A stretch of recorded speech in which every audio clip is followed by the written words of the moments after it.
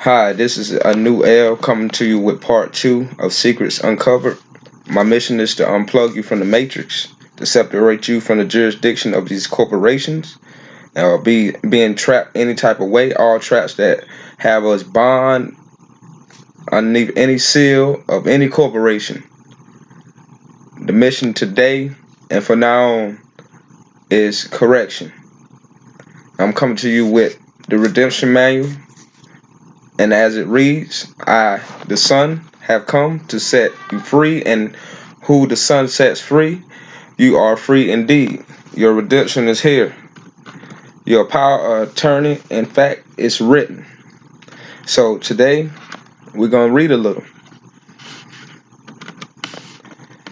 Excuse me, give me a little time to adjust this a little bit.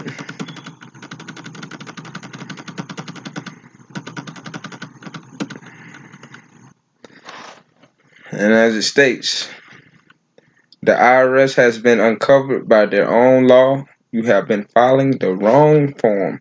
Now we finna see what's going on here as we are uncovering the secrets.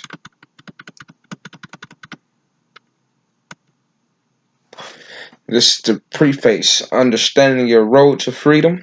As it reads, every phase our lives are in commerce. It just stated that every phase our lives are in commerce. You need your strawman to operate in commerce. Your strawman has a license to operate in commerce, driver license, marriage license, handgun license, occupation license, building permits. A license is good as long as you want it to be, by your permission. When there is a fine for misuse of your license, you need to learn how to then switch the strawman to the living soul with the right to life, liberty, property, and the pursuit of happiness. The strawman, people, is a transmitting utility that allows you to operate in commerce with a license to conduct your commercial affairs. Anyone operating in commerce with a license is committing a commercial crime. You and I need to learn how to become the representative or agent for the strawman and conduct all of his or her commercial affairs without getting involved. All crimes are commercials. They are commercial crime. All all crimes are commercial and are then regulated by commercial courts. Commercial crimes are murder, stealing, dealing in illegal drugs, prostitution, practicing law, or making illegal determination without the permission or consent by assent of any party to a contract. All commerce is ruled by contracts. All courts, tribunals are ruled by contracts. Absent a contract, the court tribunal will proceed to write a contract under case cause/case number. Will the defendant rise with what is your name? This is the signature for the contract. How do you plead? This is the giving of the subject matter jurisdiction and become part of the consideration for the contract. All the arguments are the offer for the contract, and the judgment is the acceptance for the contract. The court takes a complaint, turns it into a charge against the strawman, tries him or her on the charge, and then a judgment is rendered, which is a civil action, a claim, and this must be then be accepted by the living soul, which is you. You see the trick for the trade? For them get, I'm gonna keep on reading, but at the same time, I'm exposing a lot of what's going on in day to day life, and this was going on every day just because we blind to the law. But we uncovering the secrets, so we may be able to be free once again. So here we go. Continue reading, people. Let me find out where I was. Okay. You accept the judgment in two ways: by silence and signing the judgment, or by appealing it to a higher court, a third party. who will then agree with the judgment. Why would you argue law or codes, rules, regulations, procedures, statutes with the contract when the contract is the law in your case? That make plenty of sense, people. As I keep on reading, the redemption process or acceptance for a value can then authorize the payment of the judgment. The judgment should be signed by the court clerk, for they are the court. In most cases, the judge will sign the judgment hoping that you will accept the contract by one of the above two ways: by silence or signature, or appeal to a third party. Another way is the rejection of contracts allowed under truth and lending, and when the contract is about mortgages, it comes under Regulation Z and truth in lending. Always remember, everything is in commerce and is ruled by contracts. Codes, rules, regulations, procedures, statutes apply only to the corporations that they were written for. You do not argue codes, rules, regulations, statutes, and commerce. You argue contracts. If there is no contract, there is no case. There is no contract with a policeman, government official, federal agent, or federal agency. Even with a license, a government or corporation is a fiction and cannot sign a contract or enforce one unless you enter into their organization or corporation as an employee and argue their codes, rules, regulations, procedures, whereby they then use these to enforce a contract. Read this book 5 times, then write your questions down. Then call commerce/contract. That's all there is. Okay, people. Now we're going to understanding contracts/corporations. This is more of an eye opener on the journey. I had in part one, I went to the end so we can get to the beginning of all this, of what's being uncovered and what we have been hidden from for years. So they can continue, the rich can stay rich and the poor stay poor. But we're going to break those chains today, people. Here's understanding contracts, corporations. My new motto is just say no more. Catch the double meaning? It's time to understand what is really going on. Open our eyes and take back our country. The best way to do this is to hit them where it hurts, their financial statement. What is the most effective way to make others change? Change your behavior towards them. If you want a child to stop being mean, you simply tell that child until he plays nicely, you won't play with him anymore. If that child needs you, he will quickly change his ways. So we tell the police department, the county sheriff's office, states, and the feds they aren't playing by the people, that they aren't playing by the rules of full disclosure, and tell them we won't play with them anymore. Now, when they change towards us, we won't play with them because they are not cute little children. They are giant corporations that has nothing to do with lawful government. Read that again. They are, in big bold letters, they are giant corporations that have nothing to do with lawful government. And that is the point. America hasn't been a sovereign nation with lawful government in more than a century. Some even argue that there never have been lawful governments, as every man is independent of laws except those prescribed by nature. He is not bound by any institutions formed by his fellow men without his consent. Krug versus Chanel, 2 NC 338, 1796, 2 SE 70. And the key phrase there is without his consent. You must voluntarily give your consent to enter contracts with these corporations. That's true. Like I said, signing any paperwork, any documentation, You giving them jurisdiction over you, that corporation, whatever is dealing with anything. You misuse or go outside the guidelines, you got to get punished according to the rules, regulations. So this is something you signed up for. You gave them jurisdiction. You gave them control over you. Sign any paper for any corporation. All these police department, school district, all this that we see in everyday life that we think so good is corporations working in commerce, and they getting money off of us, getting rich off of us. But we can switch the ball back to we the people and become a great nation again.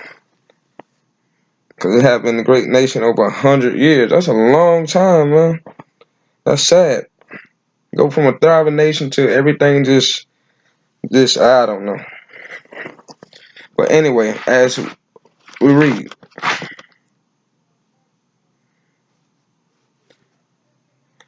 oh, remember what Nietzsche wrote. Everything that the state says is a lie. The state declares they are a state, and this is true. But what is a state? The state of Texas is a subcorporation of the United States, which is a corporation operating in commerce for profit. Now, many now some may ask, what's the difference if they operate as a corporation? Well, if they operate as a corporation, not for profit corporation, and the stockholders, we the well, hold on, let me backtrack, people. What's the difference if they operated as a corporation? Well, if they operated as a corporation, not for profit corporation, and the stockholder were we the people, then that might be okay. But the fact is that every municipality, school district, public works, state, federal agency, and the United States operate in commerce for a profit. And you are not the stockholder. You and I are not the stockholders.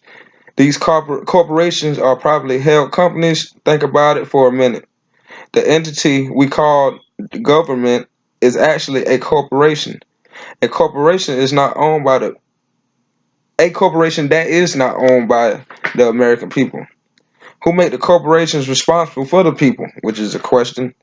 Do they watch themselves and never harm anyone? No. We had to go sue XYZ company because they knew their tires were causing hundreds of deaths. But XYZ company didn't want to take the responsibility because the bottom line was more important to them than human life. Once the system went into corporate status, it ceased to be government. Are you listening?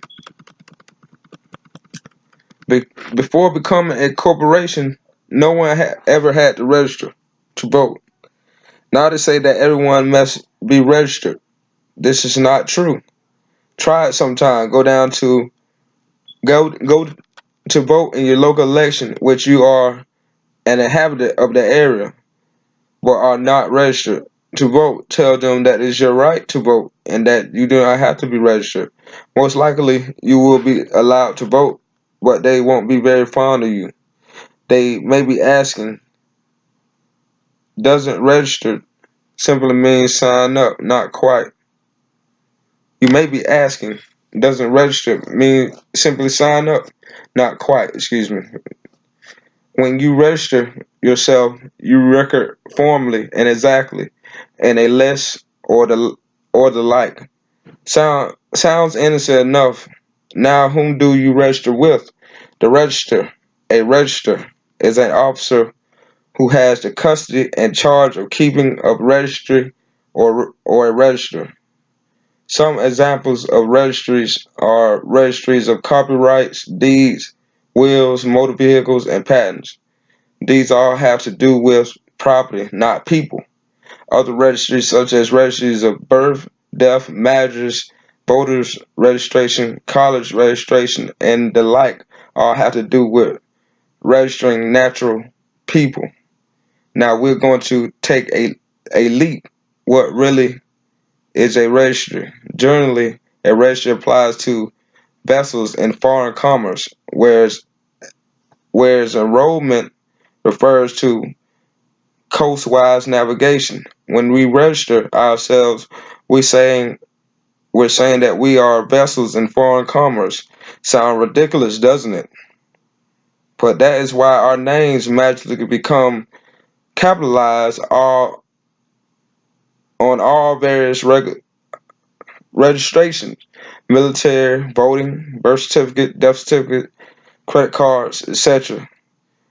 This essay presumes that you have an understanding of all capitalized fictional names versus proper names that only have the first letter capitalized. All vessels, ships have capitalized names. After registering, we are no longer dealt with as natural living souls, but as a vessel operating in foreign commerce. What is the foreign commerce in which we are operating? Corporate commerce. Corporations cannot do business with natural beings, so we enter their jurisdiction to do business with corporations when we become a vessel, because a vessel is not a natural being. A vessel is a fiction just as a corporation is a fiction, and now the two fictions are capable of transacting business. This all ties in with the flag law we've been studying. Many people for years now have said that we are under maritime law and had us study maritime at a maritime law for court. After all, the flag flown in all of the courts is a military flag, and therefore the law they are advertising by the flag is admirably. So we are viewed as vessels because we register as such. We are all vessels in a sea of commerce, and all courts are commercial courts for commercial fictions, not lawful common law courts for real people. Understand, coach? Okay, now we are a vessel. A vessel enters contracts with other vessels under law of the flag.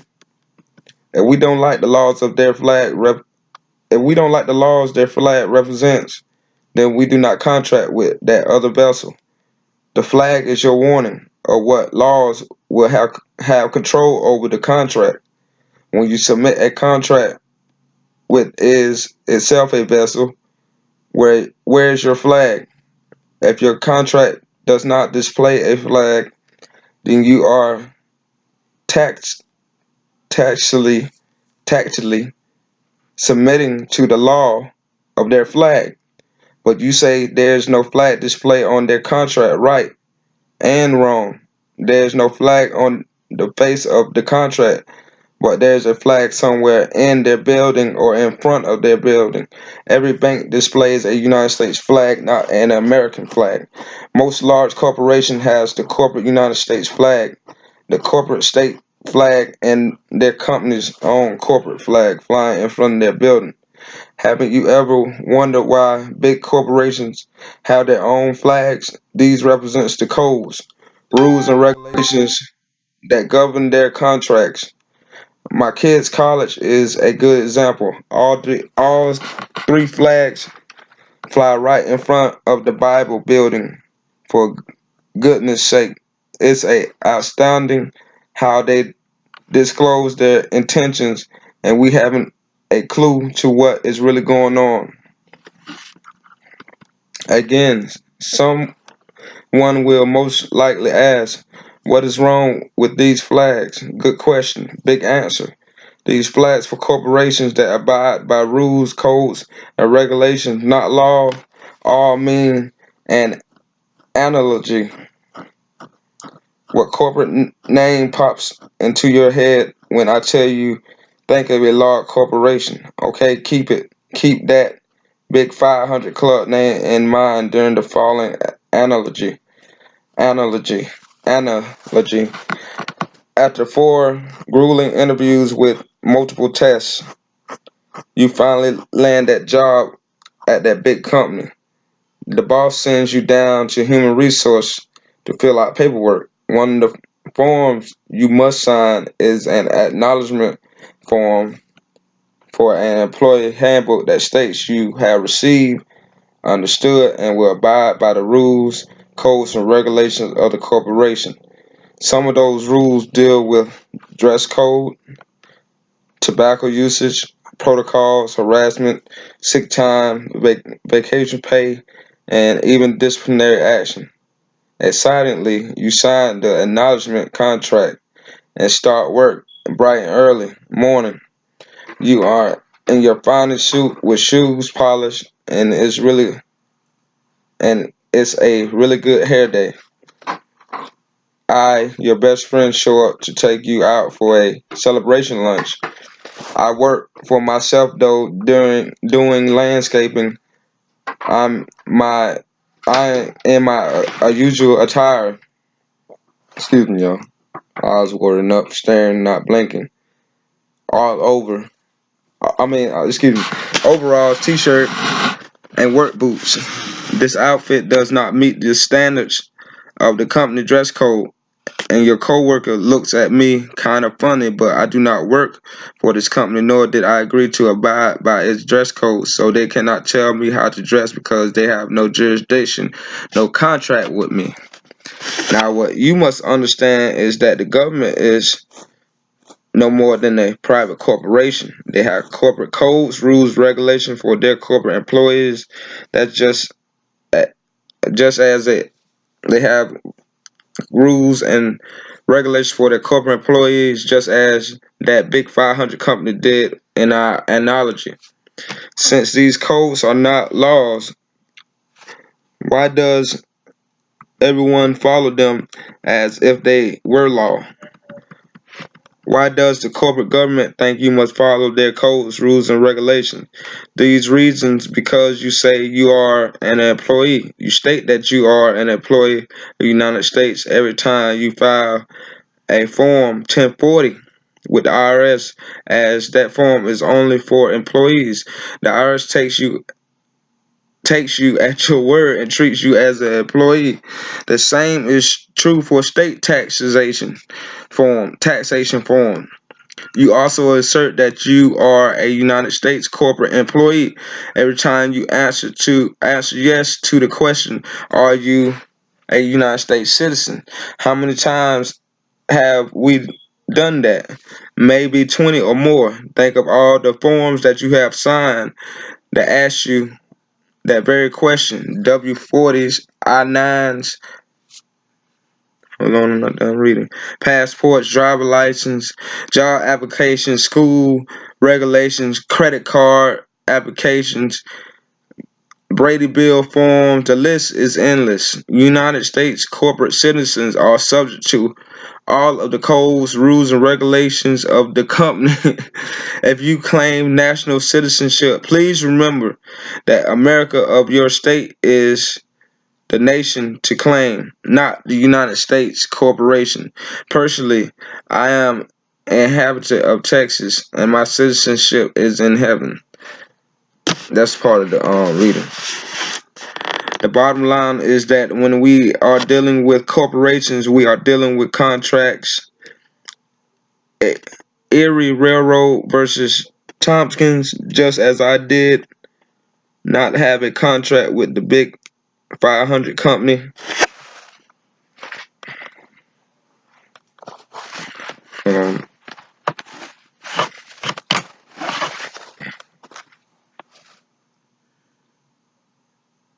Hold on, y'all. I had lost myself. And did not have to adhere to its dress code. I don't have a contract with the United States Corporation, so I do not have to adhere to their employee codes.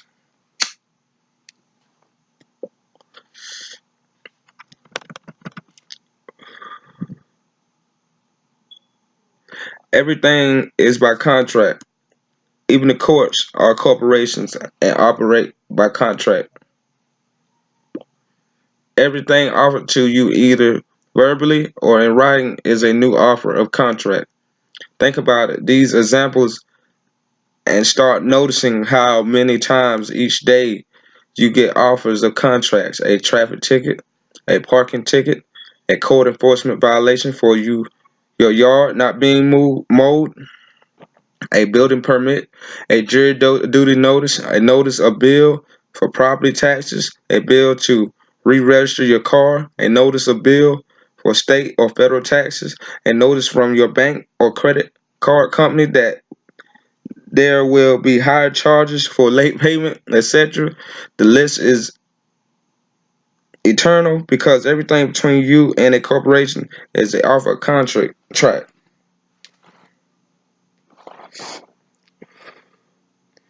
The good news is that all contracts can be accepted or rejected within a 72-hour period under the Truth and Lending Act. You can reject an offer of contract. This includes rescinding contracts that you accept and for whatever reason have changed your mind about accepting.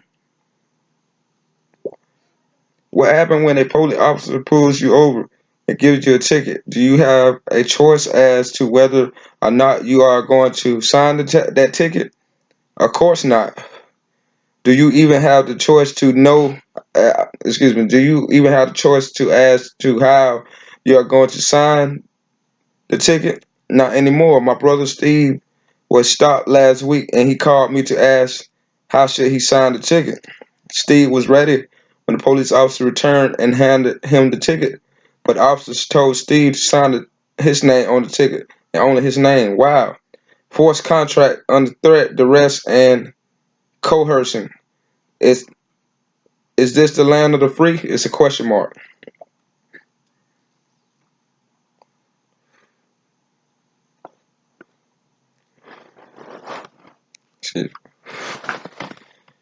It's decision time. If we start rejecting all offers of contract that demand money out of our pockets, we will hit them where it hurts. Eventually, they will have no choice but to shut their doors, as would any business whose sales have dropped off. The only difference between the corporate government, and your local five and dime is that you actually get something in return for your money at the local five and dime. For those of you that still believe we have to support our government through taxation, I simply point you to Ronald Reagan Grace Commission report of 1988. 100% of what is collected is absorbed solely by interest on the federal debt and by federal transfer payments. In other words, all in big bold letters, all individual income tax revenue are gone before one nickel is spent on the service taxpayers expect except from government. This this country operates today on the same source of revenue as did prior to the income tax duties or imposts on imported goods and excise taxes on domestic goods that are non-essential items. That is all the revenue required to run the government.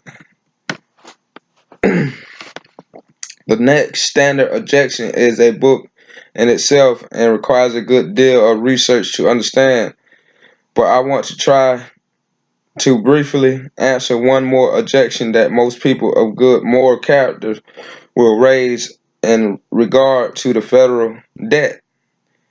That objection questions is, don't we have to pay our debts?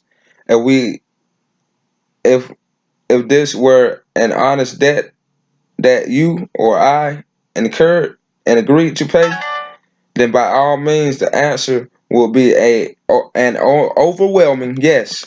However, listen, however, that is not the case. The federal debt, the federal is the United States corporation, again, a privately held corporate company that artificially created this outrageous debt and then made you and I believe we were responsible to pay the debts for them.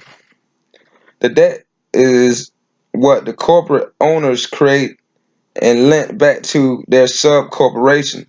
It's not even a real debt, it's a fraud, which coincidentally stands for Federal Reserve Accounting Unit denominations.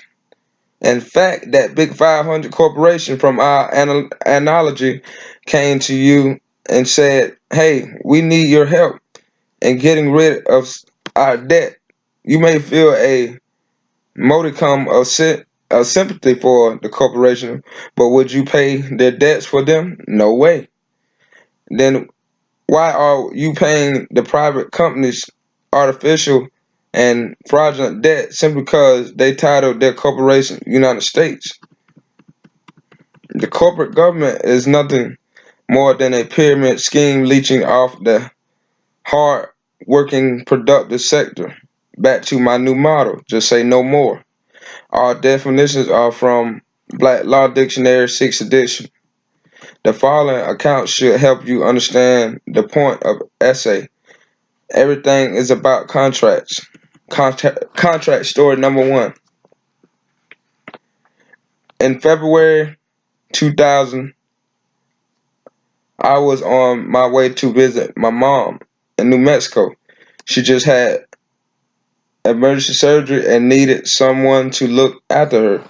The doctor explained that there were heart complications, so I rushed her.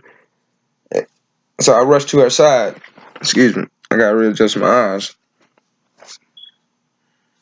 I unfortunately, I am the queen of tickets, so now rushing to me equates to 5 miles over the post limit.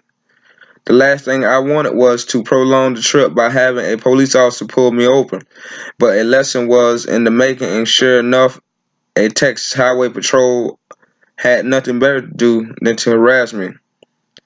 He badgered me into telling him why I was in a hurry. He proceeded to verify my story by calling my mother at the hospital as if she didn't have enough to worry about.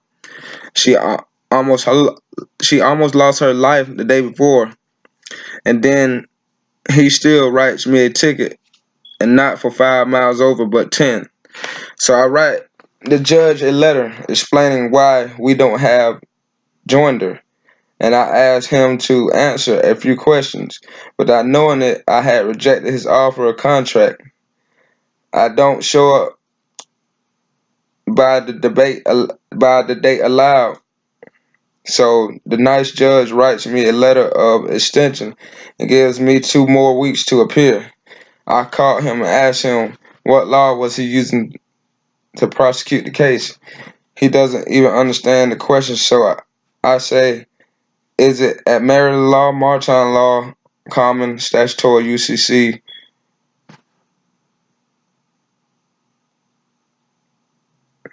What to which he replied, it's anything I want it to be.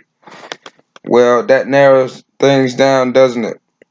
I then asked him if this is a civil or criminal matter. He says it's both. So now I don't have a clue what law to study in order to fight this, nor do I really understand what I'm being charged under. During this phone conversation, the judge tells me he isn't going to have time to go over all these things in person.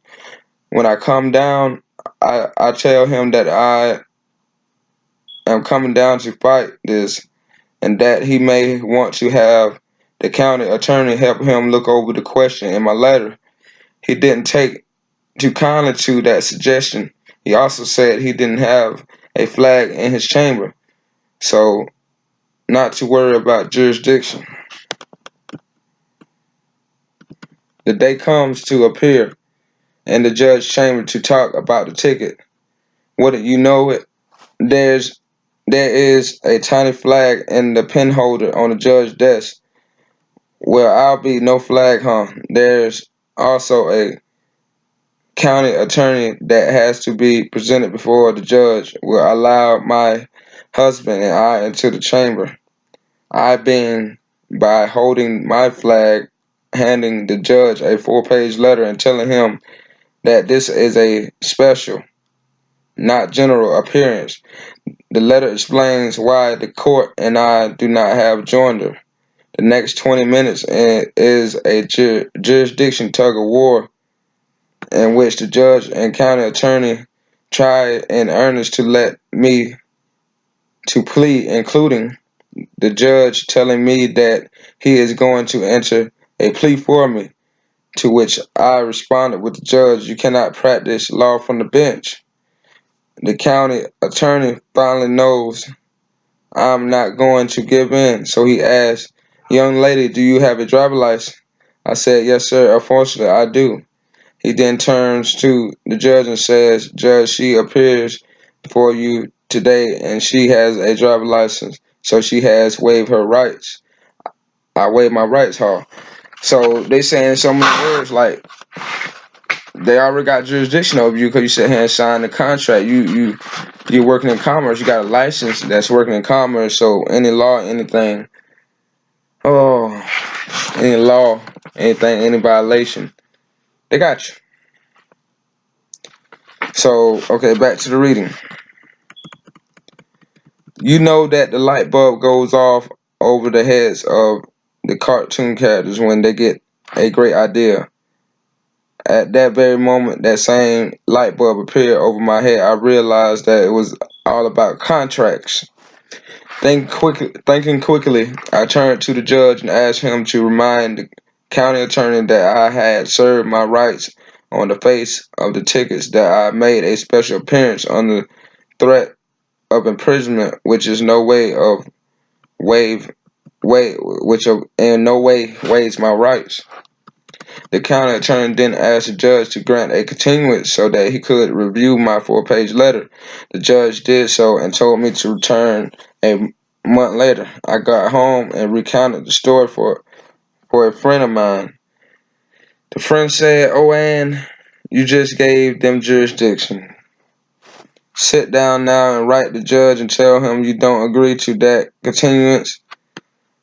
I did just that, told the judge that I wasn't coming back on that day or any other date. This letter was a bit different. Instead of asking him to dismiss the ticket, which sounds as if I'm granting jurisdiction, I demanded him to immediately seize and cease the proceedings under the color of law against the sovereign. Well, it has been 2 years and no warrants were ever issued for my arrest. Not only did I have two insider friends check to see if warrants were put on me, I was arrested. But I was arrested. Best people are. In December 2001, on a contempt charge, an outstanding warrant was on my record. The contempt charge is what I got of unavoiding and even necessarily. You are granting jurisdiction by just being there if you don't know exactly how to challenge it. Please don't play their game on their field. They have the home court advantage and the guns to back it up when they feel like it. Contract story number 2. In 1999, I was attempting to help the same friend in story 1. The city Animal Control Division informed him that he couldn't have all the animals he was feeding and housing. We being good law-abiding people, we wrote a letter to the judge inquiring as to how the city codes could violate the Constitution. There was no response to the letter. So about after a month, we began to inquire to when a response would be forthcoming. As it turned out, the judge had given the letter to the city attorney, and we wound up in her office discussing the matter. My friend asked questions while I tape recorded the conversations, and one of the witnesses testified to the city attorney that animal control had actually gone into my friend's yard and taken some of the animals. The conversation eventually came to the Constitution and flag law. My friend asked what laws the city went by since we believed their codes were in direct violation of the Constitution. at which point the city attorney became visibly upset and practically yelled at my friend. She said, "Mr. Darlard, we go by the city of Abilene laws, the state of Texas laws, and United States laws. As you would assume, we left that meeting in a very confused state. It took more than a year for us to understand what the city attorney had meant by her statement. She said that the city abides by corporate codes. Since corporate codes are all about contract and we all have the right to contract, the city codes do not abrogate the Constitution. Well, she wouldn't disclose that to us. This is their game. They get you into they get you to contract, then you're stuck unless you know how to reject their offers of contract. Please retrain your thought process. What you and I were taught was government is nothing more than a privately held corporation, and what you and I was taught were laws and are nothing more than corporate codes, rules, and regulations that have nothing to do with living souls. You work as an employee for that company. I'm gonna stop there, people. I'm gonna come to you with part 3 real soon of Secrets Uncovered, and it'll probably be a little bit more lengthy. Each video might get a little bit more lengthy. I'm just breaking open everything that's Somebody at the door. Supposed to be. Excuse me, y'all. This is my little nephew. Come here, Namir. Say hey to everybody. Hey, everybody. Say hey. Hey. But anyway, I gotta go get the door, y'all. Peace. But my next video gonna be a little bit more lengthy. Everything gonna be everything. I got a lot going on in the background, as you see. But I gotta go. Peace. Uncovered Secrets, Part 2.